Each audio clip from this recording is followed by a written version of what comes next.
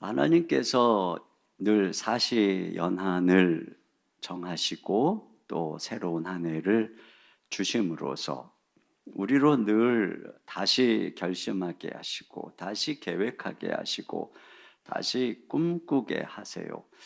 그러니까 1월 달은 다시 꿈꾸는 달이고 다시 시작하는 달입니다.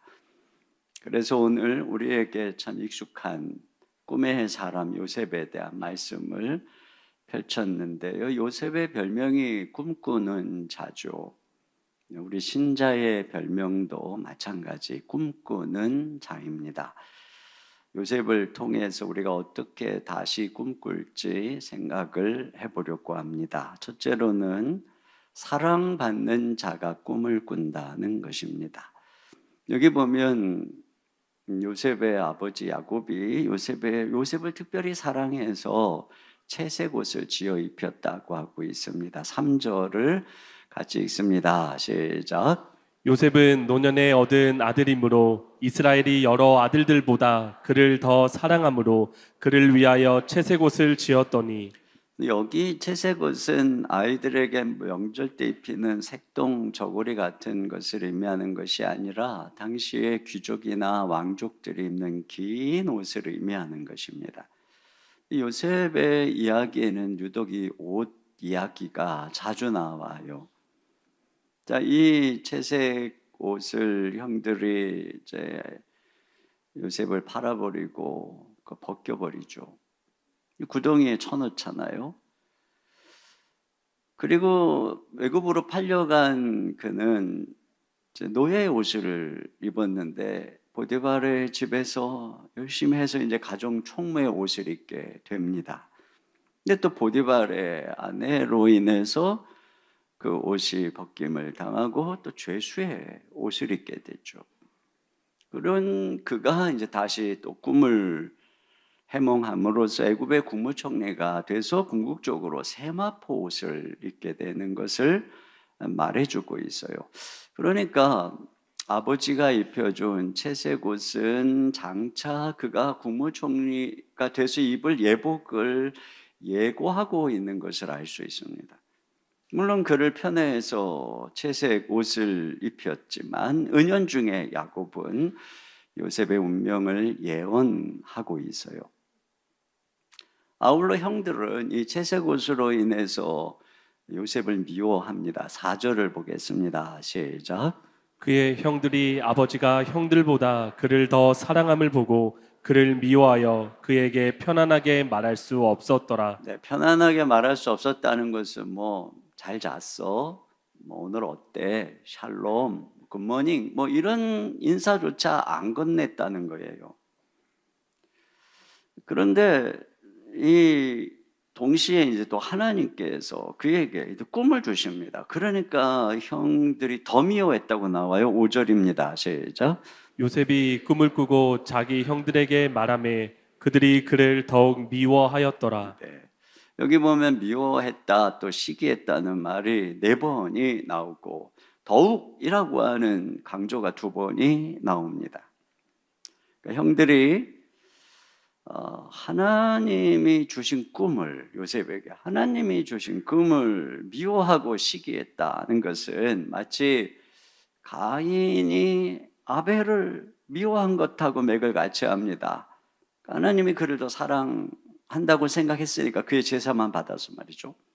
한나가 남편 엘가나의 사랑을 많이 받는 것을 분인나가 질투하고 미워하는 것, 또는 다윗이 하나님의 특별한 사랑을 받을 때 주변에 많은 친구와 또 사람들의 미움과 질투를 받았던 것과 맥락을 같이 하는 것이죠.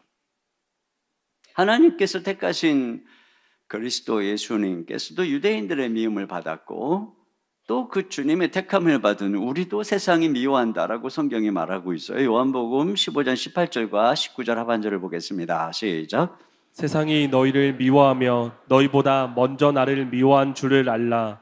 내가 너희를 세상에서 택하였기 때문에 세상이 너희를 미워하느니라. 네. 자, 이러한 미움을 채색 옷으로 인한 미움. 그러니까 이것과 이 꿈으로 인한 미움이 이렇게 나란히 나오고 있어요. 무슨 얘기냐면 같은 미움이라는 거죠. 같은 미움. 더 나아가서 하나님은 요셉에게 이게 채색 옷을 입은 요셉 그래서라도 미워 죽겠는데 그에게 형들이 절하는 꿈을 줌으로써 야곱이 요셉에게 채색 옷을 입힌 것을 지지하고 있습니다. 이와 같이 채색 옷은 장차 있을 하나님의 섭리를 예언하고 하나님의 꿈은 또한 채색 옷을 지지하고 있어요. 그래서 오늘 성경은 야곱의 행위에 대해서 현애라고 하는 차원을 넘어서 언약의 계승자로서의 권위와 예언을 담은 행위로서 여기고 있는 것을 알 수가 있습니다. 여러분, 여기서 우리는 먼저 꿈은 사랑 속에서 피어난다는 사실을 발견하게 됩니다. 그러니까 사랑받을 때 꿈꾸게 되죠. 하나님께서도 우리를 소명자로 부르시기 전에 먼저 사랑을 베푸십니다. 그래서 예수 그리스도의 의로 너는 내 상속자다라고 하는 채색 옷을 입혀 주십니다. 이 칭의의 채색 옷이 우리의 신분이고 우리의 정체성의 바탕이죠. 하나님이 입혀주시는 사랑의 채색 옷으로 인해서 우리의 자화상이 날마다 달라지게 되는 것입니다. 저는 예수님을 만나기 전에 마음이 어두운 회색빛이었습니다. 그런데 예수님의 사랑은 열등감, 초라함, 근심, 두려움으로 얼어붙은 내 마음을 녹여주시고 시냇물이 흐르게 하시고 푸른 잎이 돋아나고 꽃들이 피어나고 새들이 우는 총천연색의 숲으로 바꿔주셨습니다. 주님은 제게 채색 옷을 입혀주셨어요. 전에는 어쩌다가 이렇게 축복이 오면 이게 번지수를 잘못 찾아왔나, 나한테 이런 복이 올 리가 없는데 이런 생각을 했지만 점점 주님의 채색 옷은 저에게 사랑받는 자의 자화상, 복받은 자의 자화상을 갖게 하셨습니다. 그리고 그 사랑 안에서 여전히 욕심을 부리는 자기 입증의 인생이 아닌 복의 통로로 꿈을 꾸는 인생으로 조금씩 바꾸어주시는 것을 경험하게 되는 것이죠. 그러나 하나님의 사랑을 더 빛나게 하려고 어두운 어린 시절이 꼭 필요한 것은 아닙니다. 오늘 성경은 아버지의 채색옷과 하나님의 이 꿈이 대립적이지 않다는 것을 보여줍니다. 이 둘은 서로를 지지합니다.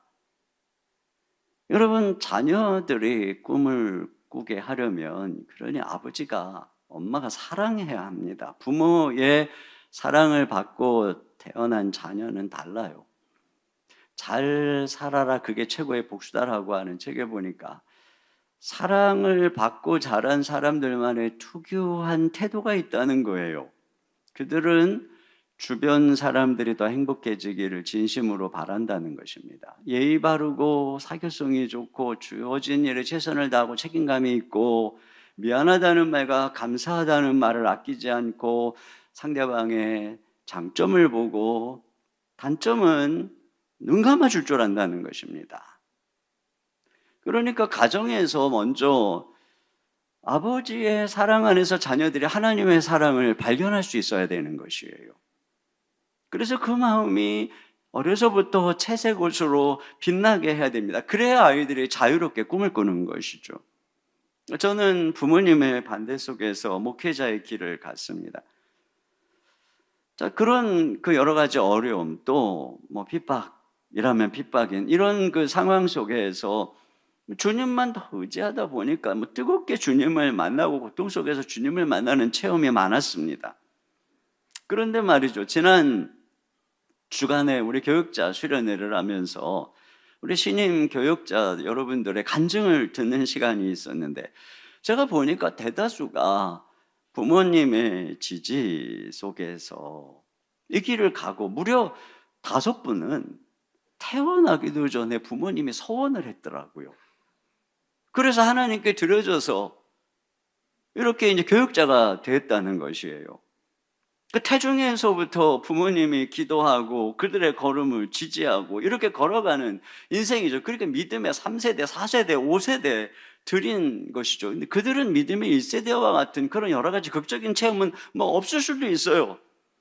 그런데 보면은 오히려 건강한 자화상을 갖고 밝고 따뜻한 내면을 가지고 있고, 이 어려운 시대에 기꺼이 주님의 부르심에 자신을 순종해서 사명의 길을 가는 것을 보게 됩니다. 근데 이와 달리 어떤 경우에는 엄청 뜨거운 체험을 가졌지만 여전히 마음속에는 그늘과 상처로 인해서 아직 온전히 쓰임받기에는 부족한 경우들을 얼마나 많이 봅니까?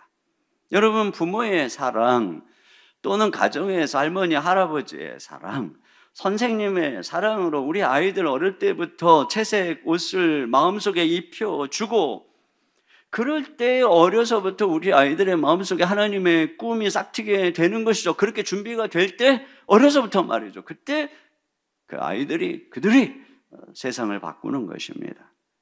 두 번째로, 하나님의 꿈은 세상에서 우리가 할 일과 연관되어 있습니다. 하나님께서 여기 요셉에게 주신 꿈은 그를 세상 한복판으로 보내는 꿈이에요. 자, 여기 요셉이 꾼 꿈, 2번 꿈을 꾸었는데 한번 보죠. 먼저 7절을 보겠습니다. 시작. 우리가 밭에서 곡식단을 묶더니 내 단은 일어서고 당신들의 단은 내 단을 둘러서서 절하더이다. 네, 형들의 볕단이 요셉의 볕단에 절하는 꿈을 꾸었습니다. 자, 2번째 꿈 9절입니다. 시작. 요셉이 다시 꿈을 꾸고 그의 형들에게 말하여 이르되 내가 또 꿈을 꾼즉 해와 달과 11별이 내게 절하더이다 하니라. 네, 해와 달과 11별이 요셉의 별에게 절을 하는 꿈을 꾸었습니다. 자, 근데 이 꿈은 결국은 나중에 요셉이 국무총리가 돼서 형제들이 그 앞에 절을 할 때 이루어지게 되는 것이에요. 이 꿈은 요셉을 애굽으로 보내서 하나님이 그로 국무총리가 되게 하는 꿈입니다. 여러분, 하나님께서 우리에게 주시는 꿈은 교회나 또는 저 하늘에만 머무는 것이 아닙니다. 하나님께서 아브라함에게 주신 꿈, 약속은 궁극적으로 하늘에서 완성되는 것이죠. 그런데 그 꿈이 하늘에서 세워지기 전에 먼저 이 땅, 이 역사 속에서 세워져야 됩니다. 먼저 이스라엘이 번성해서 가나안 주민을 몰아내고 그 땅의 주인이 되어야 됩니다. 그렇게 되려면 그만큼 숫자도 많아져야 되고 수십만의 군사도 필요하고, 그런 준비를 갖추려면 그만한 땅도 필요하고 정치적인 그늘도 있어야 되는 것이죠. 그런데 하나님께서 요셉에게 주신 꿈은 그것을 위해서 먼저 요셉을 애굽으로 보내는 꿈입니다. 그리고 거기서 그가 대제국의 은인이 되고 그 결과 고센 땅을 얻게 되고 거기서 이스라엘 백성들이 번성하게 되는 것이죠. 이것을 위해서 하나님이 요셉을 세상으로 보내는 꿈입니다. 여러분, 그렇게 다니엘을 보내고 에스더를 보내시는 것이죠. 때로는 세상 왕들 속에서 역사하셔서 느부갓네살, 다리오, 고레스 이들을 통해서 하나님이 당신의 백성들을 보호하고 또 하나님의 통치의 역사 속에 하나님이 왕이신 것을 증언하게 하시는 것을 볼 수 있습니다. 여러분, 마찬가지죠. 하늘에서 주의 나라가 세워지기 전에 먼저 이 땅에 교회가 세워져야 되는 것입니다. 그래서 오늘날 요셉처럼 다니엘처럼 하나님의 백성들을 세상에 보내는 것이죠. 그러니까 하나님의 꿈은 하늘만 바라보는 몽상도 아니고 토끼굴 속에 머무는 그리스도인의 백일몽도 아니고, 그것은 세상과 역사의 땅 한복판을 디디는 꿈인 것입니다. 그런 면에서 오늘 이 꿈에서 배워야 될 2가지가 있는데, 첫째로는 이 세상 속으로 들어가는 통로는 바로 우리의 재능이라고 하는 것입니다. 요셉의 꿈을 듣고는 형들이 그러죠. 네가 우리들의 뭐 왕이 될 거냐, 다스리는 자가 될 것이냐, 이렇게 물어봅니다. 8절을 같이 보겠습니다. 시작. 그의 형들이 그에게 이르되 내가 참으로 우리의 왕이 되겠느냐 참으로 우리를 다스리게 되겠느냐. 네, 형들은 뭐 아직 어린 요셉이니까 몰랐겠죠. 네가 우리를 다스리겠다고? 요셉에게 다스리는 은사가 이런 자질이 있는 것을 몰랐어요. 그런데 보니 그가 시위대장 보디발의 집에서 가정총무가 된 순간부터 그 집안이 복을 받고 모든 일이 잘 되기 시작하고, 또 감옥에 들어갔더니 거기서도 뭐 그가 모든 걸 너무너무 잘하고, 그러다가 결국은 그가 국무총리가 되죠. 국무총리가 돼서도 말이에요. 여러분, 여기 지금 요셉의 볕단에 이 절을 하는 것을 보면 이후에 요셉이 애굽의 곡식 창고를 관리하는 일을 할 거라고 하는 암시가 담겨져 있습니다. 요셉은 7년 풍년의 때에 곡식을 모으고 7년 흉년의 때에 그 곡식을 풀어서 애굽은 물론 온 세상을 살리는 그런 일을 하게 되는데, 여러분 이게 쉬운 일이 아니죠. 그 7년 동안 곡식을 썩지 않게 잘 저장하는 게 그 당시에 기술로도 쉽지 않은 것이고, 그걸 또 7년 동안 잘 나누어 주는 것도 엄청난 리더십이 필요한 일인데, 그걸 너무나 탁월하게 하는 것입니다. 그렇게 해서 결국은 바로의 은인이 된 것이에요. 이처럼 꿈은 우리의 재능과 연결된 것이고, 그로 인해서 우리가 가져야 될 직업과 연관된 것입니다. 오스게니에 쓰는 소명이라고 하는 책에서 하나님은 우리를 재능에 부합되게 부르신다, 이렇게 이야기했어요. 그리고 감독이 선수 한 명 한 명 안에 있는 모든 재능을 다 끌어내듯이 하나님께서는 우리 가운데 심겨진 모든 것들을 최대한으로 높은 경지로 끌어올리는 것, 이것이 소명이라고 하는 것입니다. 능숙하게 할 줄 아는 재주라고 하는 책에 이런 이야기를 했어요. 사람은 자신의 모든 창조적 잠재력을 쏟아부을 수 있는 능숙한 재주를 통해서 자기 본성의 핵심을 알 수 있다. 이를 통해 삶의 근본 목적을 깨달을 수 있다. 그러니까 내 재능과 내 관심사가 내 인생의 목적이 무엇인지를 가르쳐주는 나침판이 된다라고 하는 것입니다. 그러니까 내 재능을 발견할 때 비로소 하나님이 이 세상에 나를 왜 보냈는가, 이걸 알게 된다는 것이죠. 이걸 알려주는 게 꿈이라고 하는 것이에요. 오랫동안 잠자고 있었던 슈퍼컴퓨터에 전원이 들어오듯이 꿈은 잠자고 있던 그의 재능이 깨어나서 그로 하여금 이제 내가 왜 살아가야 되는지 방향을 알게 하는 것입니다. 우리는 연봉으로 일의 가치를 매겨요. 그러나 여러분, 정말 중요한 것은 우리가 정말 존재에 맞는 일을 하고 있는가 하는 것입니다. 제가 언젠가 청년들에게 꿈에 대한 설교를 하고 어느 집회 때 돌아오는 길에 문득 우리 아이들에게는 내가 이 재능을 따라서 우리 아이들의 꿈을 키우고 있는가, 이런 생각이 문득 들었습니다. 그 당시 특별히 이제 우리 큰딸의 고등학교 1학년 때였는데 굉장히 이제 수학을 잘 못해가지고 늘 어려워하고 있었어요. 사고가 하여튼 좀 뭐 4차원적이어서 이 수학하는 쪽하고는 아주 정말 거리가 좀 그렇게 못한 건 아니었는데 하여간에 좀 그랬어요. 너무 못했다 그러면 나중에 집에서 항의를 받아가지고.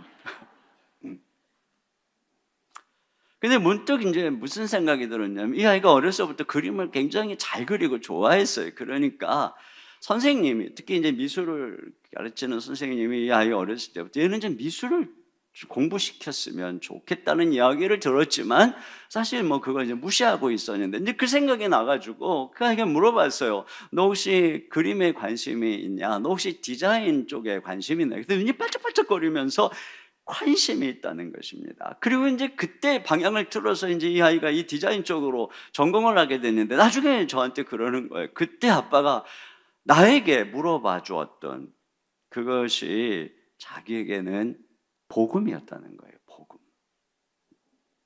이렇게 얘기하더라고요, 얘가 나중에. 그래서 지금 디자이너의 이제 길을 가고 있는데, 제가 이제 이 아이를 보면서 느낀 게 그거였어요.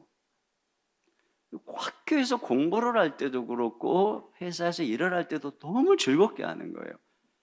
뭐 이제 디자인 쪽에 영상 디자인을 전공했는데요. 이걸 열심히 하다 보니 맨날 밤새고 뭐 하고 뭐 이러느라고 근데도 행복하고, 또 취업을 해서 또 매일 야근을 하는데 너무 행복해 보이는 거예요. 무슨 취미 활동하는 것처럼 보이는 거예요, 제가 볼 때는.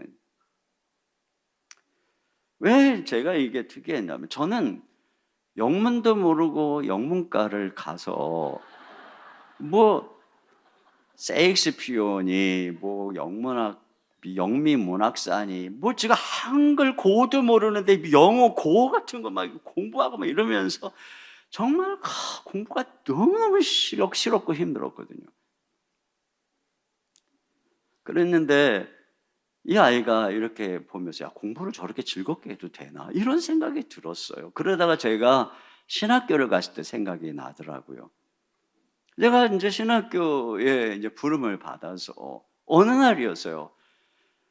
계속 이제 공부를 하고, 신학 공부를 하고, 책을 보고, 또 말씀 연구를 하는데 밤 새벽 3시가 된 거예요. 저도 모르게 새벽 3시가 된 거예요. 그런데 그때 울컥 눈물이 나더라고요. 왜 그때 내가 울컥 눈물이 났냐면, 내가 좋아하는 공부를 이렇게 하고 있다는 게 너무 감사한 거예요. 막 울컥 눈물이 나더라고요. 지금까지도 그래요, 지금까지도. 제가 이 설교 준비한다고 또 요즘에 계속 그냥 뭐 설교도 많고 이러니까 연말 연초에 막 거의 하루에 한 10시간씩 서재에 앉아서 계속 밤도 또 어쩐데 어제도 막 새벽부터. 근데 저는 이게 무슨 고역으로 느껴지지를 않아요. 좋은 거죠. 저는 그때서부터 제 삶의 그 꿈이 꿈틀거리고 피어났다는 생각이 드는 것이에요.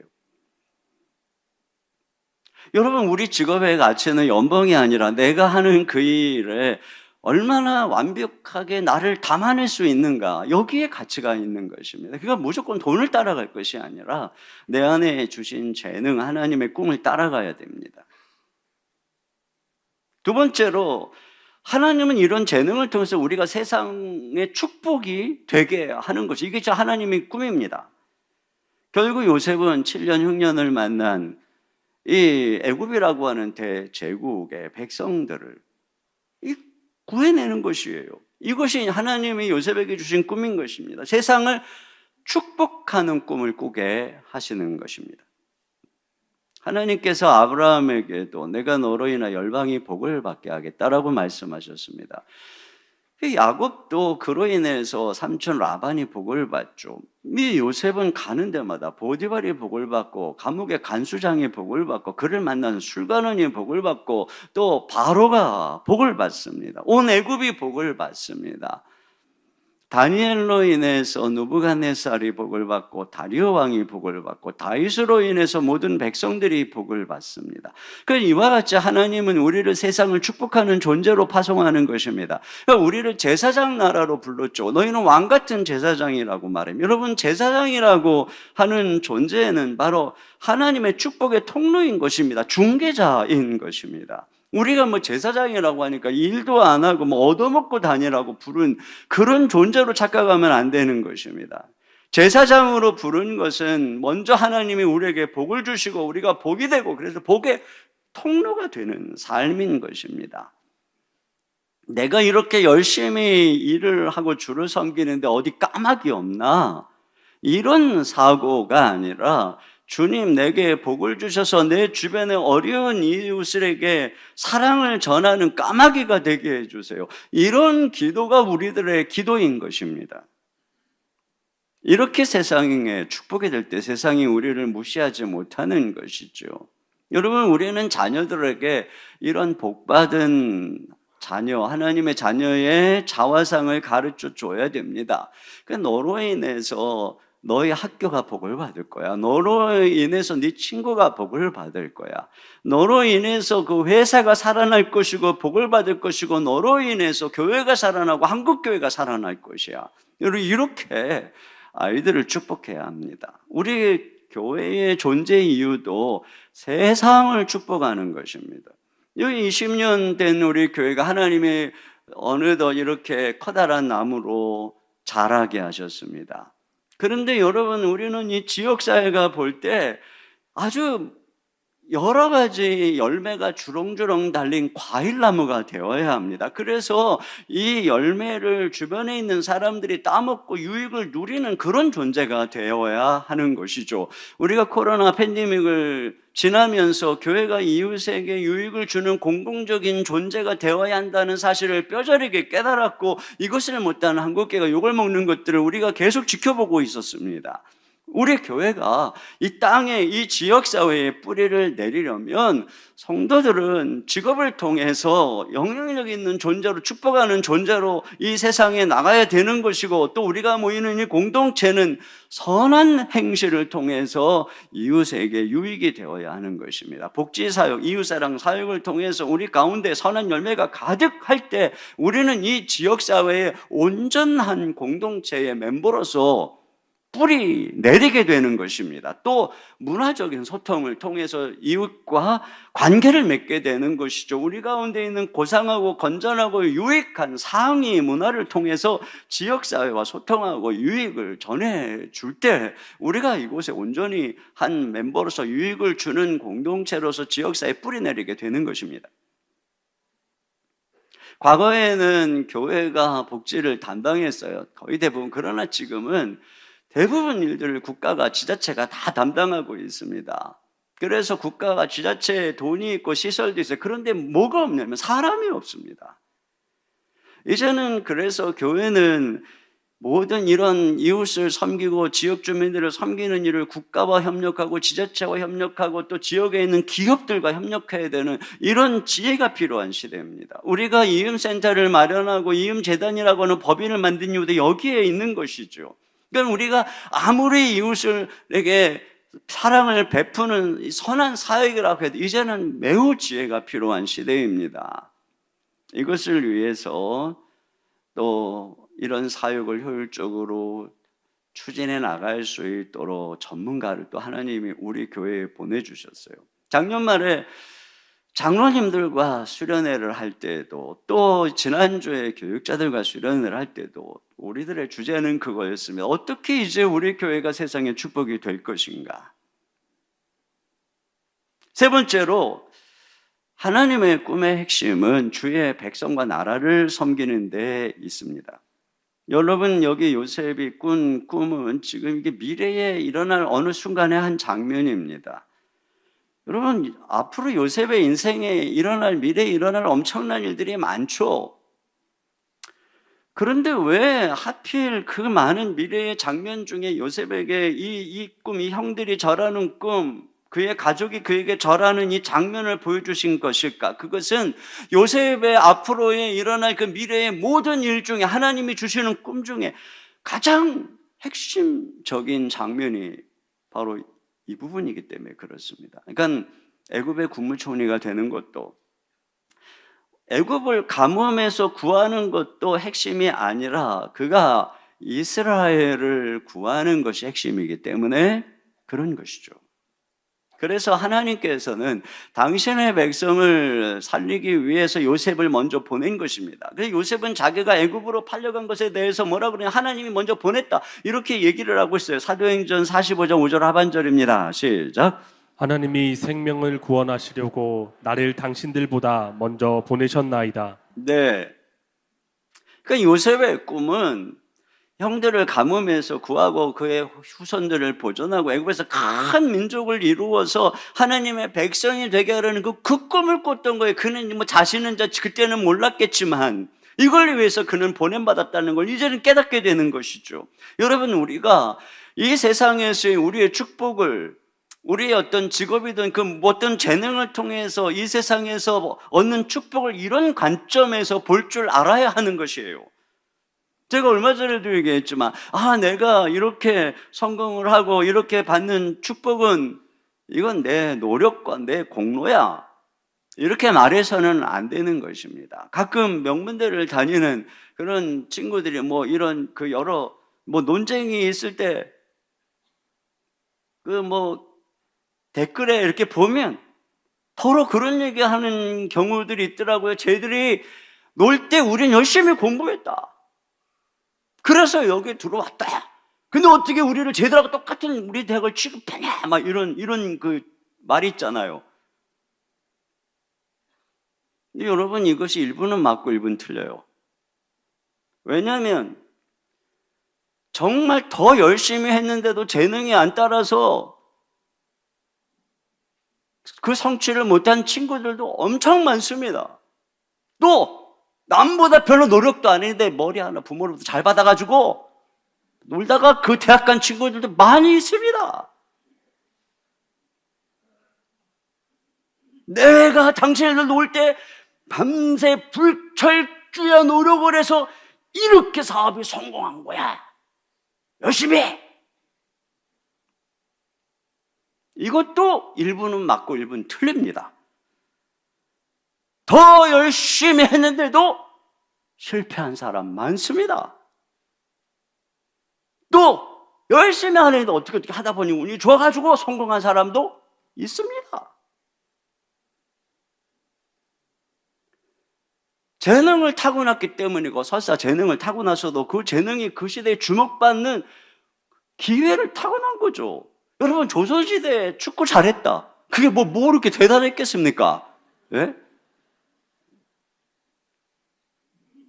그러니까 이것이 결국에는 기독교적으로 하면은 은혜인 것입니다. 은혜, 내가 잘난 것이 아니라 은혜 말이죠. 그러면 하나님이 왜 내게 이런 은혜를 주셨을까?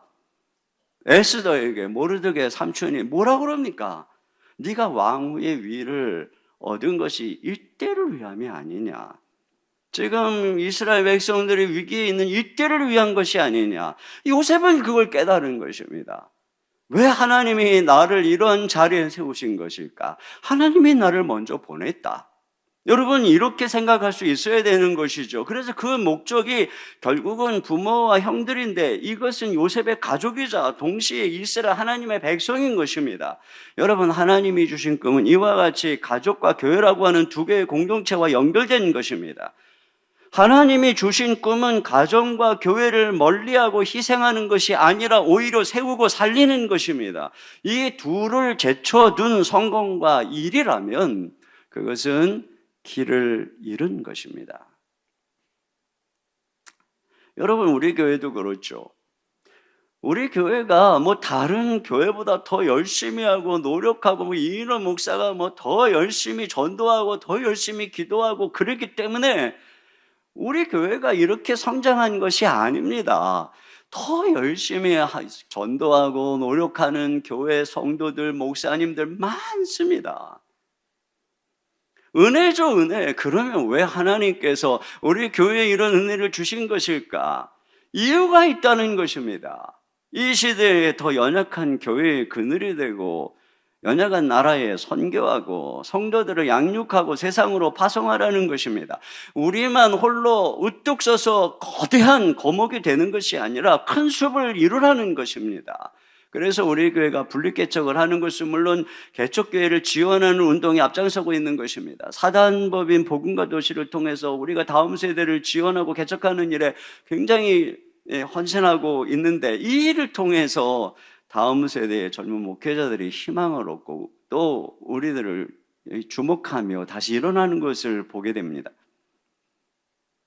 여러분, 이 땅에 다문화 민족의 인구가 점점 많아지고 있어요. 그래서 작년 말 통계가 현재 230 몇만 명이 지금 이 다문화, 그 민족들이 이 땅에 들어와 있습니다.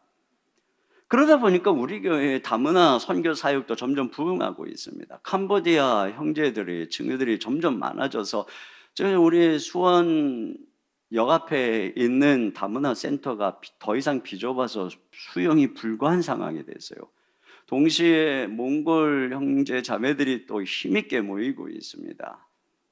북한 이탈 주민을 향한 이 사역, 통일 선교부의 사역도 더 강성해져 가고 있습니다. 또 이 주변에 베트남 형제 자매들이 많다는 그러한 그 조사를 따라서 그들을 위해서 또 계획을 하고 꿈을 꾸고 있습니다. 이 다문화 선교가 우리 교회에 아주 중요한 사역이 돼가고 있습니다. 하나님께서 나그네 된 그들을 돌보고 또 그들을 주님의 백성으로 우리와 한 교회를 이루는 일에 우리가 더 강력한 그늘이 되라고 하는 부르심인 것이죠.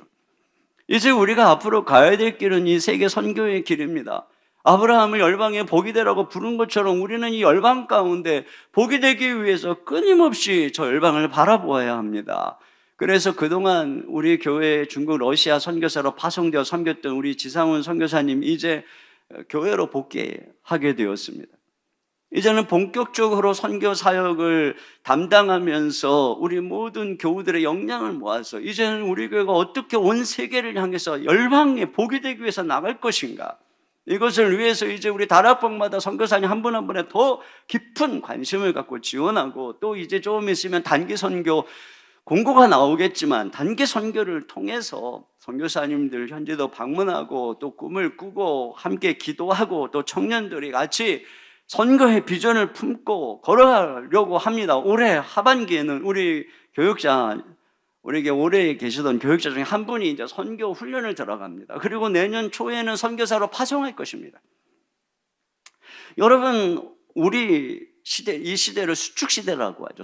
모든 게 수축되고 있는 시대. 특별히 다음 세대 출산 현저하게 줄어들어서 국가 전망의 위기를 막고 있는데, 교회는 이런 출산율보다 더 심각하게 다음 세대가 줄어가고 있는 그런 상황입니다. 게다가 코로나 팬데믹 이후에 여전히 교회마다 20에서 30%의 성도들이 온라인에 머물고 있어요. 우리 교회도 마찬가지입니다. 지금 1000명 이상의 성도들이 매 주마다 온라인으로 예배를 드리고 있습니다. 여러분, 이러한 시대에 우리 교회가 이음센터를 준비한 것도 하나님이 미리 보내심이라는 생각이 들어요. 이로 인해서 여러분들이 무거운 짐을 지고 우리가 함께 헌신하고 있지만, 놀라운 것은 거기서 다음 세대가 부흥하고 있다는 것입니다.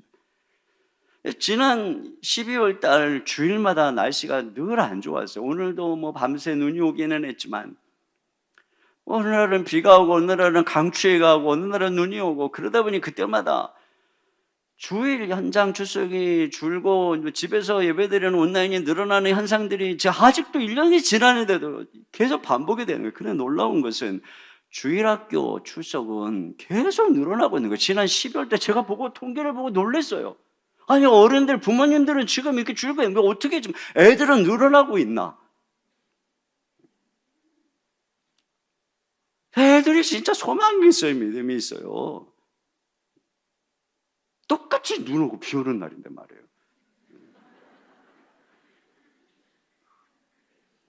그 와중에 지난 성탄절에 유아 세례를 40명이나 받았잖아요.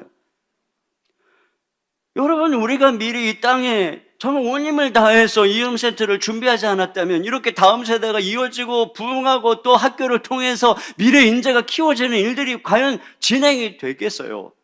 여러분, 우리가 이와 같이 교회를 위해서, 주의 백성을 위해서 꿈을 꾸는 것입니다. 주의 나라를 위해서 말이죠.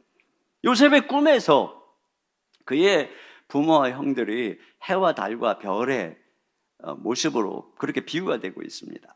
이것은 교회가 해와 달과 별처럼 세상을 비추는 영광스러운 존재라고 하는 것입니다. 그래서 요한계시록에 보면은 교회를 한 여인인데 해달별로 옷을 입은 여인으로 나타나고 있어요. 요한계시록 12장 1절을 보세요. 얼마나 아름답고 영광스러운지 다 같이 보겠습니다. 시작. 하늘에 큰 이적이 보이니 해를 옷 입은 한 여자가 있는데 그 발 아래에는 달이 있고 그 머리에는 12별의 관을 썼더라. 네, 해로 옷을 입고 달로 신발을 삼고 머리에 반짝이는 12개의 별로 관을 쓰고 있어요. 얼마나 찬란하고 영광스럽게 빛이 나고 있겠습니까?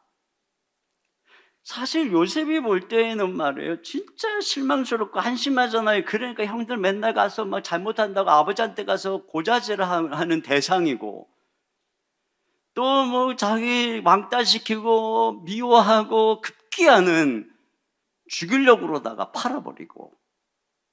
그러니까 요셉에게 있어서 교회는, 형들은 진짜 원망스러운 존재입니다. 오늘날로 하면은 요셉은 교회에서 상처받고 교회가 팔아넘긴 거예요. 그런데 하나님께서는 요셉에게 그 꿈을 통해서 그들이 해와 달과 별이라고 말씀하고 있는 것입니다. 결국에 요셉은 깨닫죠. 요셉은 그 형들이 자기 그 발 앞에 있을 때에 그 꿈이 성취돼서 복수하는 것이 아니라 그들이 해와 달 별이라고 하는 하나님의 백성이라고 하는 것을 인정한 것입니다. 자기들에게 하나님이 복을 주신 것은 그들을 위해서라고 하는 사실을 인정한 것입니다. 그래서 그들을 용서한 것이죠. 이것이 우리들의 꿈의 방향이고 목적인 것입니다. 결론입니다. 요셉의 꿈이 우리의 꿈이 될 수 있는 이유는 무엇일까요? 우리는 어떻게 이렇게 위대한 꿈을 꿀 수 있을까요? 그것은 바로 우리 주님이 더 나은 요셉이기 때문에 그렇습니다. 여러분, 우리는 이 요셉의 이야기에서 예수님의 그림자를 보게 됩니다. 요셉을 형들이 미워서 팔아버렸듯이 우리 주 예수님을 형제인 유대인들이 미워하고 시기해서 십자가에 못 박았습니다.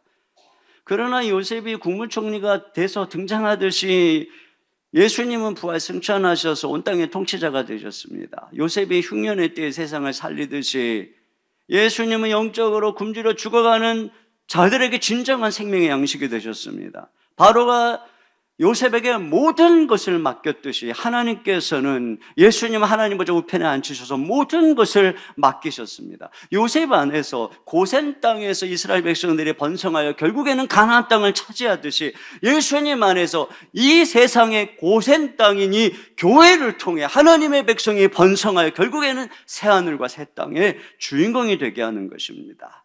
그렇게 예수님께서는 더 나은 요셉인 것입니다.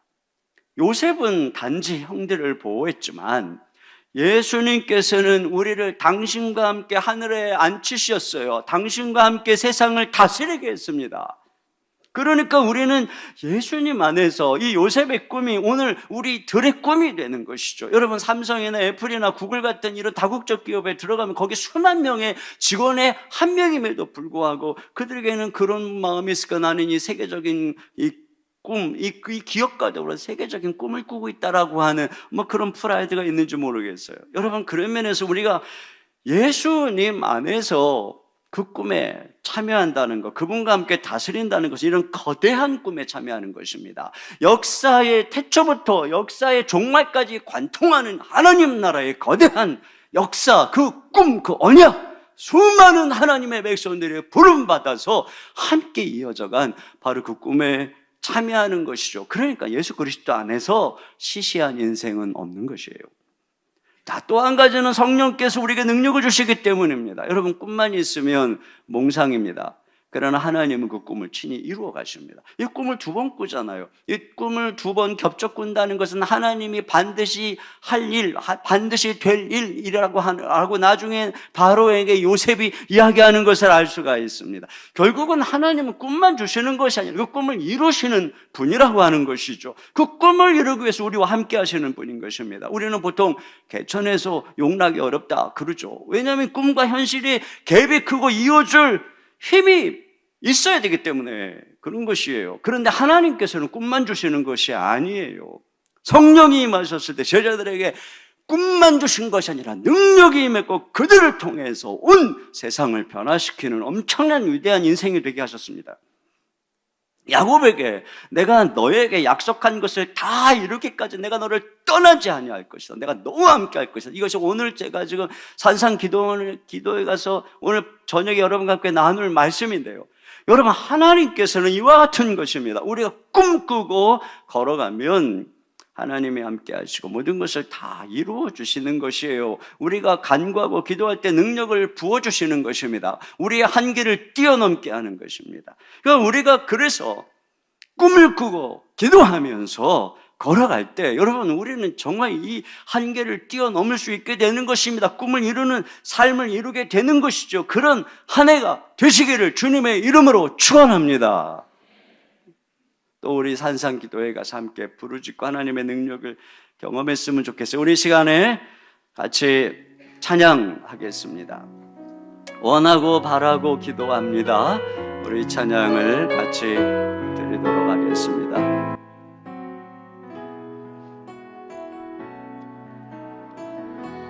세상을 살아가는 동안에 이 세상을 살아가는 동안에 나의 힘을 의지할 수 없으니 기도하고 낙심하지 말 것은 주께서 참 소망이 되심이라. 하나님의 꿈이 나의 비전이 되고 예수님의 성품이 나의 인격이 되고 성령님의 권능이 나의 능력이 되길 원하고 바라고 기도합니다. 주의 길을 걸어가는 동안에 주의 길을 걸어가는 동안에 세상의 것 의지할 수 없으니 감사하고 낙심하지 말 것은 주께서 참 기쁨이 되심이라. 하나님의 꿈이 나의 비전이 되고 예수님의 성품이 나의 인격이 되고 성령님의 권능이 나의 능력이 되길 원하고 바라고 기도합니다. 우리 시간을 같이 기도 제목 함께 읽고 같이 기도하도록 하겠습니다. 함께 읽겠습니다. 하나님이 입혀주신 사랑의 채색옷으로 인해 건강한 자화상을 가지고 하나님의 위대한 꿈을 꾸게 하소서. 아멘. 하나님이 창조 시에 나에게 주신 재능을 발견하고 그 재능을 통해 세상 속에 축복의 통로가 되게 하소서. 아멘. 주의 나라와 백성들을 섬기도록 우리에게 꿈과 사명을 주시며 축복하신 하나님과 함께 다시 꿈꾸며 일어나는 우리 교회가 되게 하소서. 이를 위해 오늘 전교인 산상 기도회에 온 성도들이 함께 모여 기도할 때 큰 은혜와 능력을 부어 주소서. 아멘. 우리 시간에 같이 한 목소리로 말씀을 생각하며 기도하겠습니다. 하나님 아버지, 참으로 감사합니다.